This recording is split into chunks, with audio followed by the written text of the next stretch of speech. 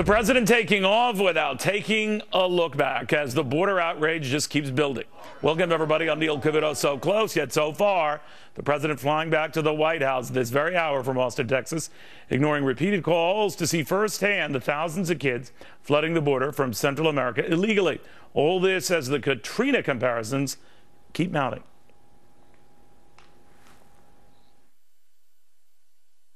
I hope this doesn't become the Katrina moment for President Obama, saying that he doesn't need to come to the border. He should come down. It's a Katrina moment, right? This is a different moment. And you're going to a fundraiser? You're going to a fundraiser and not going to the border where there's this crisis? I think about the criticism that George W. Bush received when he didn't go to New Orleans at Katrina. This is no different.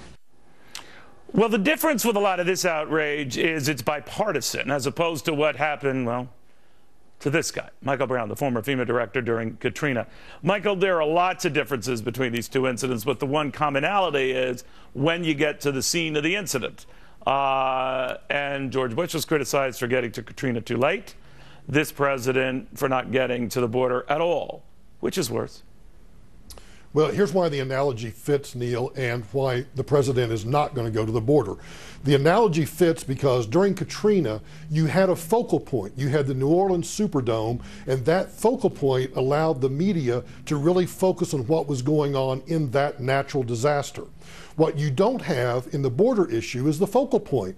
We don't have this most transparent administration in the history of the world has not let people in. They've let congressmen in under very strict circumstances, under controlled circumstances. The media hasn't been able to get in, so there's no focal point for anybody to focus on. So the American public doesn't get that this humanitarian crisis is as bad as the natural disaster in Katrina.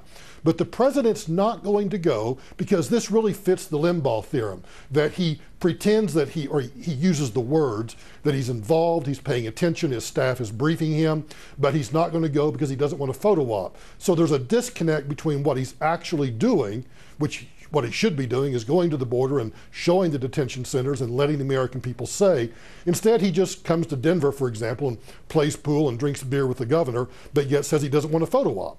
I always think that any politician who says he's not into photo ops, automatically they're lying, so I'll just leave that aside. Right. But I will say this. Right. I mean, during the Katrina incident, of course, President Bush had claimed and his people had claimed that he was delayed in getting there because local authorities on the ground didn't want the inconvenience and have to deal with the disruption of having a president and obviously the large company he commands interfering with that. Who knows what the deal was, but we do know when the president did arrive, there was enough anger at the local level. When, ironically, one of the key players in this, no one was on the same page, and the mayor involved in this is now going 10 years in prison here. That's neither here nor there. Well, at what point do leaders then have to say, this is important enough for me to physically be there? What difference would the president's appearance on the border make to you? It makes a huge difference. And before I tell you what that difference is, let me dispel something, because President Bush was asked directly by me to come to Louisiana because there was a very specific reason. He could not land at Louisiana or at New Orleans International Airport because we had converted that to a hospital. Right. But I did call Crawford and I asked him, and I asked the chief of staff, I asked the president directly, I need you to land in Baton Rouge and just walk down the steps, walk to the podium, let the public know that you are engaged, let the cabinet know that you're engaged, and that this is an important deal. That's exactly why the President Obama needs to go to the border. He needs to send the signal to the public that I am engaged. Here's what's going on. Here's the truth. We're going to be transparent. We're going to open it. And here's why that's important. Just like in any company, it's the same in politics. The leader sets the tone, and the worker bees, the deputy secretaries, the undersecretaries, the worker bees all take their signals from the tone that's set at the top. So that, and well, the tone wait a minute. then if the tone is no, we're not involved. All right. So if the tone really at the top is that We don't think this is a big deal, or as big a deal as those who are criticizing us think it is. And like you said, with the difference of New Orleans, of course, that was easy for the world to see. What's going on the border, not so easy for the world to see. It's not as if mainstream media camera crews are rushing to be there to get every second of it. So he gambled, and maybe successfully thus far, that if you don't see it, it's sort of like the tree falling in the forest. Who the heck heard it? Now I can fly back to the White House and be done with it.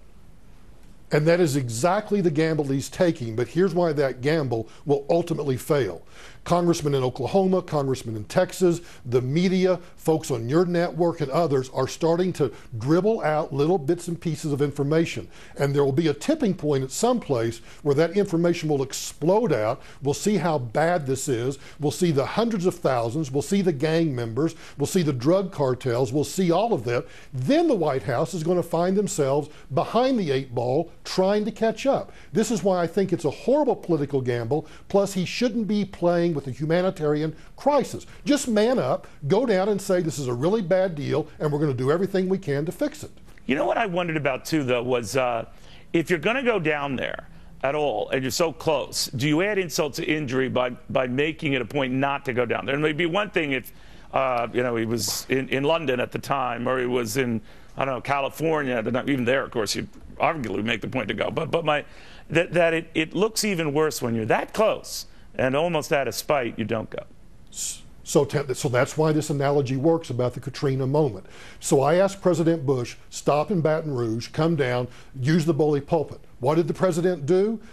Against my advice and using the advice of others, he stayed on Air Force One, looked out the window, dipped the wing down and looked at New Orleans, and he was lambasted for it. So that's the risk. And so President Obama but Michael, would what be if much you're afraid better. of bad a scene at the scene? In other words, that there are going to be protesters there, the same folks who have been railing against these tens of thousands, and they're going to be screaming curse words at you, everything else.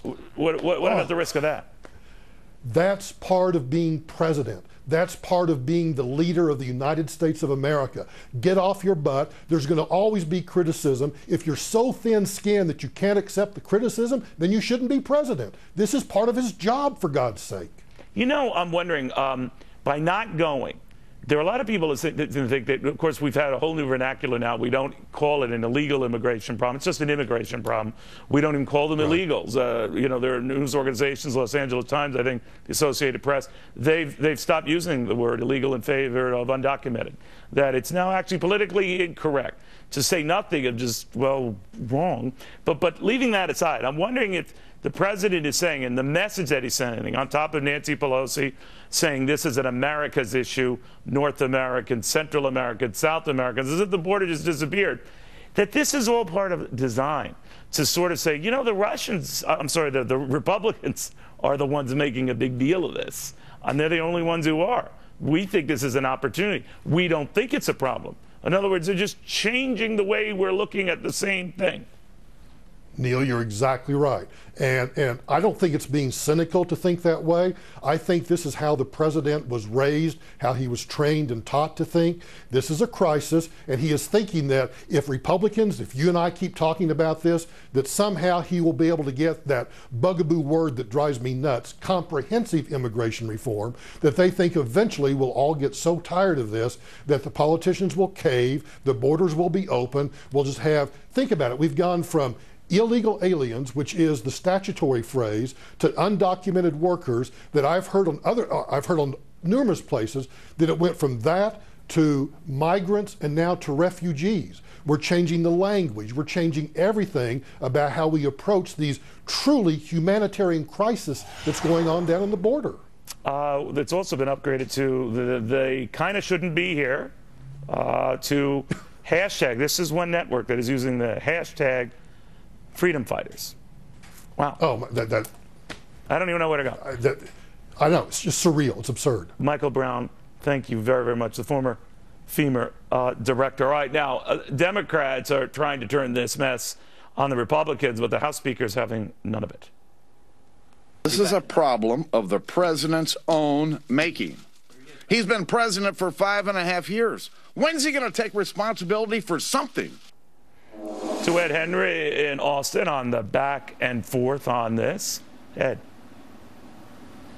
Neil, what prompted that from Speaker Boehner? Pretty angry words there is what happened last night in Dallas. I was there on the scene when the president had that one-on-one with the Texas Governor Rick Perry. Remember, he made comments right after and seemed to be laying responsibility and blame to the Republican House, run by Speaker Boehner, of course, but also Governor Perry, and saying, look, the ball is in your court now. You need to go and call your fellow Republicans from Texas and elsewhere and get them to quickly pass that $3.7 billion emergency supplemental bill to deal with this crisis. There's been real resistance on Capitol Hill to that so far, as you know. Today, the president here in Austin tried to focus instead on the economy, but interesting, even when he briefly mentioned immigration reform, some protesters started shouting at him. Listen.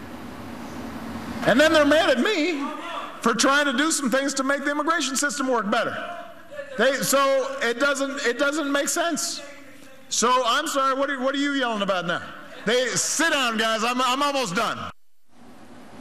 Now, the president, they seem to be folks on the left that were pressing the president because they were angry that he has been too eager to deport illegal immigrants. So he's getting flack from the left and flack from the right back on Capitol Hill because his Homeland Security Secretary, Jay Johnson, testifying a short time ago and was really pressed by Republican Richard Shelby about whether the priorities in this $3.7 billion budget bill are right. Listen.